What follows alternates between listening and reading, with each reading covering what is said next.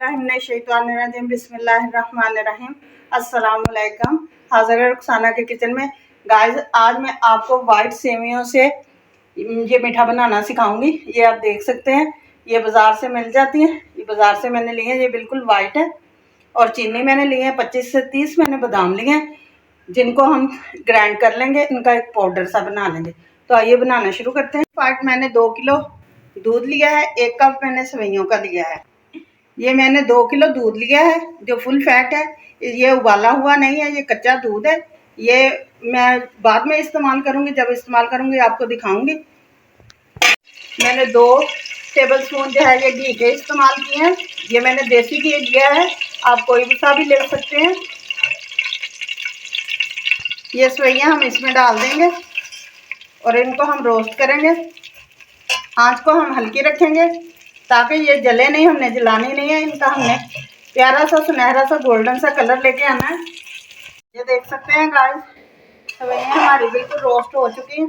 ये देख लें, ये सुनहरा सा गोल्डन कलर आ गया। ये सारी सेवइयों पे जो सफ़ेद थी वो अब सुनहरी हो चुकी हैं, गोल्डन कलर रंग में तब्दील हो चुकी हैं। अब इस टाइम पे आकर हम क्या करेंगे, ये जो मेरे पास दूध है, हम ये दूध शामिल करेंगे।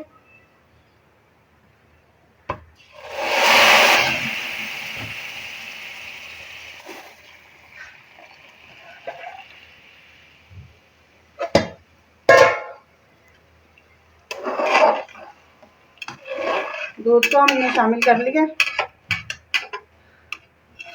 अब हम इसको पकाएंगे।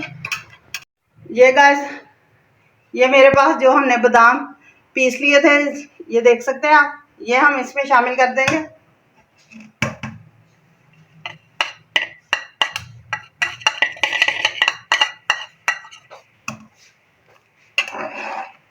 इसको मिक्स करेंगे ताकि एक बहुत ही अच्छा सा मज़ेदार सा फ्लेवर हमें मिले।